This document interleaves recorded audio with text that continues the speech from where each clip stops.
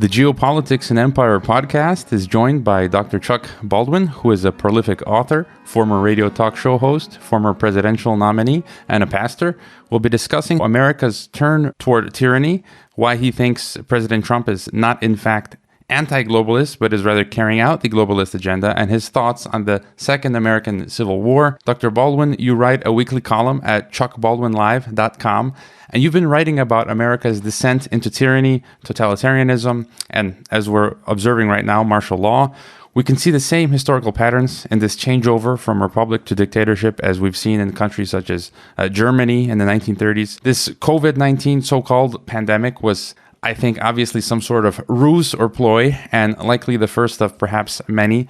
And the fact that they got away with it is quite shocking. But all of this has been a long time in coming, and we've passed many warning signposts along the way. How is it that America has gone down this road of despotism, and what are the main markers for you?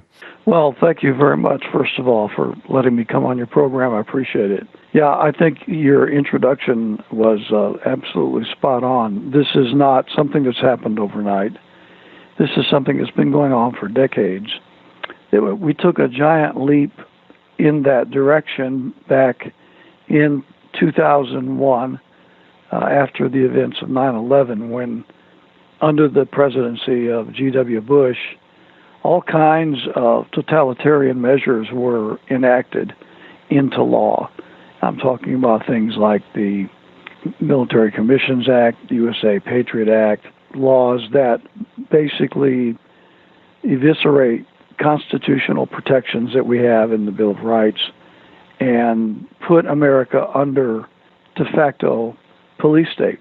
Since that point, that trend has only continued, and as you noted, with the supposed pandemic that we've just experienced, we saw the implications of this down to the state and local levels, where all but 7 governors in the United States locked down their states. 40 million jobs were taken away from the American people. Churches were unable to have worship services. People were forbidden to go to certain stores. They were told where they could shop, where they couldn't shop. They were told how many people there could be in a crowd, how many people could not be in a crowd. All of these things are direct violations of our Bill of Rights. And they did it overnight, practically. And the shocking thing to me is they did it almost without any resistance whatsoever from the people. So now then, on the heels of that, we're experiencing another quote-unquote emergency with the riots around the country, and President Trump is threatening to use military force on the streets of America, something that is forbidden by Posse Comitatus Act. Even the Insurrection Act itself does not give the military carte blanche to come in and start pointing guns at the American people. Only the states and local communities have authority to enact law enforcement within the United States. And so we have at least 50% of the American people, most of whom are considered conservatives and Christians, who are coming out in support of the president using military troops against the American citizenry on U.S. soil, which shows that in the minds of most people today, there is no Constitution. We do not have a Bill of Rights, and people have lost touch completely with the rule of law under our Constitution and what our nation was formed on. So all these things put together are simply an echo of your introductory remarks. Before taking a closer look at the civil unrest, there's something that you have been writing about regarding Trump and globalism that very few people have been discussing, and it's quite interesting and unique. President Trump has acted erratically, as if he had a Jekyll and Hyde split personality, and has created a sort of fog of smoke and mirrors, because you can never know, what side he's on the various issues. And this can be effective, but it's also very dangerous for the citizenry if his intentions are not noble. And you've posited that Trump is, may I say, a Trojan horse that is pushing through globalism. You cite one example, the US-Mexico-Canada trade agreement, a NAFTA 2.0, which furthers the North American community. In your writings, you bring to light this fascinating point that Trump pretends to be conservative, and as you mentioned already, that he's kind of disarmed the conservative base and pacified them into standing down on issues they otherwise wouldn't. And I think you might be onto something. Could you take us down this rabbit hole? It's one of the most frustrating things to me about the whole Trump phenomenon is how people that call themselves conservatives, people that call themselves constitutionalists, people that call themselves Christians, have been willing to accept just about every antithetical position, antithetical to the Constitution, antithetical to the rule of law, antithetical to the Bill of Rights, antithetical to the positions that the aforementioned groups profess to believe, and yet they continue to support him without exception. Blindly, robotically, even I would say almost under a spell of bewitchment. And this is, I think, a supernatural act of judgment against the people of the United States for rejecting the natural laws of God and our constitutional rule of law. And he's giving us the kind of leaders that we deserve. But anyway, he professes to be conservative. He professes to be for the people, for freedom, and for liberty, and all these things. We know what his rhetoric is. But then, by his actions, he does polar opposite. You mentioned the USMCA, which is, I think, maybe the classic illustration of this, because the USMCA is not just NAFTA 2.0, but it's NAFTA on steroids. I mean, this thing puts America under a regional government, a co-government, if you please, with Mexico and Canada.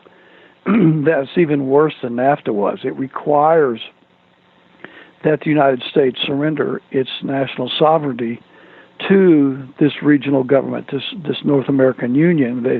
They don't talk about it in that term, but that's exactly what it is.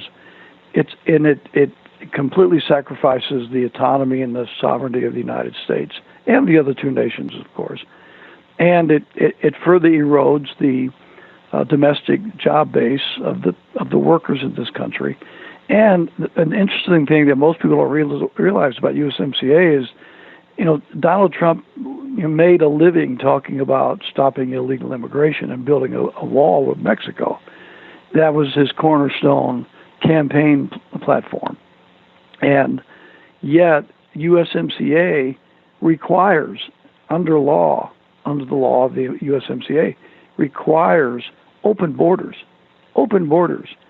And Trump signed this enthusiastically, and he touts it as a great treaty for America, et cetera, and yet this does everything that Bill Clinton did under NAFTA. This does everything that Barack Obama talked about.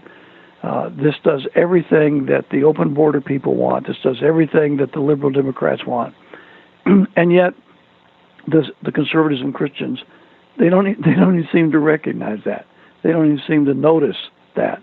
And when you try to tell them, read it for yourself, read what it says and look what it does, they still refuse to believe you, and they will say that Trump is still doing a great job. So it add to that, there's another, I think, component to this question, is that every administration in recent memory, especially from George H.W. Bush, has literally loaded his administration and cabinet with CFR globalists. The Council on Foreign Relations is the predominant think tank in the United States promoting the cause of globalism. It is entirely committed to the furtherance of globalism. That's its agenda.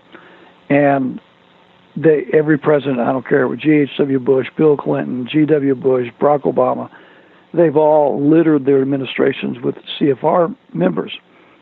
Well, Trump comes along preaching independence and national sovereignty and anti-globalism and all these things. But what does he do? He nominates the same CFR globalists to his administration as his predecessors. In fact, he is on a pace right now. If he's elected to a second term, he will have appointed more CFR globalists than G.W. Bush or Barack Obama. And yet this, again, the Christians and conservatives don't even see that. So everywhere you turn, Donald Trump says one thing and then does just the opposite. And the tragic thing is he's getting by with it. As you mentioned, we have martial law, not only in the U.S., but here as well, in a way where I am in Kazakhstan and other parts of the world, although that's easing up a bit now. And you've now described the situation with this Trojan horse of globalism that continues with Donald Trump. And to get back now to the riots that we're experiencing, we might call the pandemic Act 1, and now we're in Act 2, the riots. And some analysts have been talking about a second American Civil War for years now.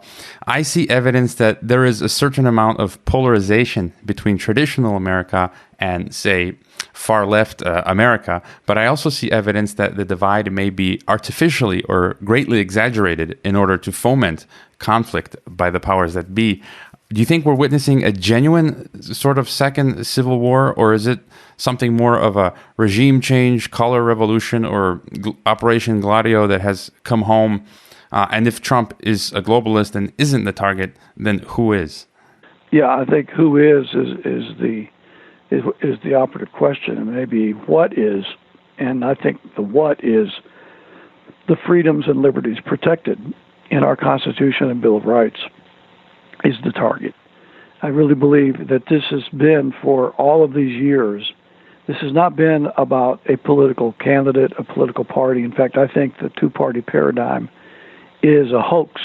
I believe it's a ruse. I think the real powers that be couldn't care less about Democrats and Republicans, conservatives and liberals. They use conservatives for agendas, and they use liberals for agendas. They when it comes to domestic policy and social issues inside the United States, they will use Democrats. When it comes to war and the fomentation of war around the world, they will use Republicans.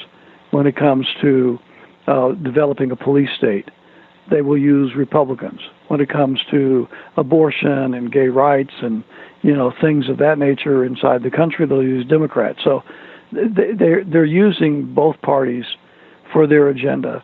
And the American people think they're making this huge difference when they go to the polls and vote for whoever their favorite party is. They think that by doing that they are stopping the bad guys by voting for the good guys, when they don't realize that both parties are bad guys and they're being controlled by bad guys, and it's all a game to make people think that they're making a difference in the country. But the globalist agenda continues unabated, and the goal is to strip America of its constitutional liberties. We are the last nation in the world that has the basis and the backbone from a governmental point of view of liberty in the world. We have a Constitution, we have a Bill of Rights, we have a 200-year heritage of liberty. If America loses the form of government that we have and we lose the liberties that it protects, there will be no liberty left for anyone in the world. We are the last vanguard of liberty that's left, major vanguard, I guess I should say, of liberty left in the world. And so this is the prime apple. This is the apple pie that they're after. And I think it's not a who. I think Trump is just a toady like everyone else that's occupied the White House over the last several decades. He's not his own man. He's not making his own decisions. I believe he's being manipulated just like the rest of them were. So the goal is to take away the liberties of the American people. And as far as what's going on with the riots, the American people have every right to be upset with the murder of that American citizen in Minneapolis at the hands of a police thug. And I keep a running report on my webpage. You mentioned it, chuckbaldwinlive.com. I keep a running report of the ongoing police abuse that takes place around this country. And it's inexcusable. I mean, there's literally no excuse for it. And it goes back not to some rogue officer. These are not rogue officers. It's the way they're trained. It's the philosophy under which they're trained. They are more and more trained as a military force and not as a police force. They are being trained by military personnel. They're being trained in military tactics. They're being given military equipment. We even have the IDF troops from Israel that are training American officers. This knee on the neck technique that killed the gentleman in Minneapolis, Minnesota, was a tactic taken straight out of the IDF handbook. In fact, the police force in Minneapolis has been trained by Israelis over the last several years. So this was a tactic that comes out of Israel, out of the IDF. This is the way they treat the Palestinians. And so our American police officers are being trained in acts of war. They're being trained not as peace officers, but as soldiers. And the Israelis treat the Palestinians as war combatants, enemy combatants. And so that's the way the U.S. police departments are starting to look at the American people, not as citizens that they are to serve, but as war criminals and enemy combatants that they are to employ military strategy against. So we have a systemic problem within the U.S. law enforcement agencies. Thankfully, not all of our policemen and not all of our sheriffs, not all of our police chiefs, not all of our departments are given over to the police state mentality. Many of them are not. And in the column that goes out today, in which I talk about this, I highlight a police chief in Chattanooga, Tennessee, that has taken a very bold and courageous stand against these kind of techniques in his department, and he's not the only one. But the point is that these kind of things need to stop in this country, and people are right to protest against this kind of police abuse. That being said, there's no doubt in my mind, no doubt whatsoever, that agent provocateurs from the federal government are in the thick of these riots, that they are helping to fan the flames of hate and discontent in order to create mayhem so as to justify the government's use of military force and martial law against the American citizenry. So, the more they're able to incite violence and the riots and the way that things are happening, the more tendency it has for the American people to turn against them. But they're also, when they don't realize it, but they're turning their backs on the Constitution. And it makes it easier for guys like Donald Trump to say, okay, let's send in the military. And of course, when that happens, not only will military personnel be on the streets, but it means that martial law will be enacted in those cities. And I don't know whether people are stopping to think about that, but when you send military personnel into an area, they only know, one thing to do, and that's to do what they're trained. And martial law is one of the first things that will take place under military authority in a given location. So when you talk about military personnel coming into a city, you're talking about the martial law being enacted in that city. So you can imagine if this is going on in the major cities of America, Los Angeles and Chicago and New York and Philadelphia and Seattle and, everywhere else, name it, those cities will be locked down. Those cities will be put under martial law. There will be gun confiscation going on. There will be people that will be put in jail for violating curfews. There'll be people that could be shot for violating curfews. You're going to have the brute force of military rule, such as we would employ in communities around the world, that will take place on the streets of the United States, which is anathema to the doctrines of freedom in this country, of course. But these people don't even think about that. They clamor for military intervention. So, again, I think Trump has truly blinded the minds and the hearts of people that should believe in liberty and ordinarily would believe in liberty, but because they've given their loyalty to Donald Trump and because he's a con man and he's not genuine, he's been able to blind them to these sacred principles, and all these things are happening that I believe, I don't believe that, anybody that commits violence and anybody that destroys property is absolutely wrong and needs to be punished under the law of our country, the civil laws. But to take it to a step further and say we're going to bring in the military, declare martial law, and start using the arms of the U.S. military against U.S. citizenry, this changes everything.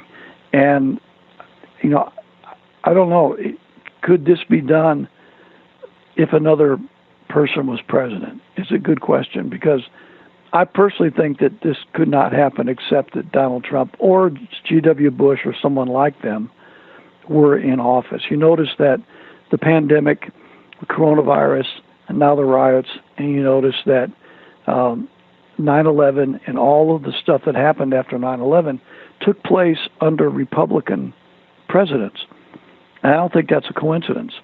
I think it's because if the Democrats in the White House, the conservatives and Christians are on guard, they are ready to resist and oppose policies that would be unconstitutional, antithetical to liberty.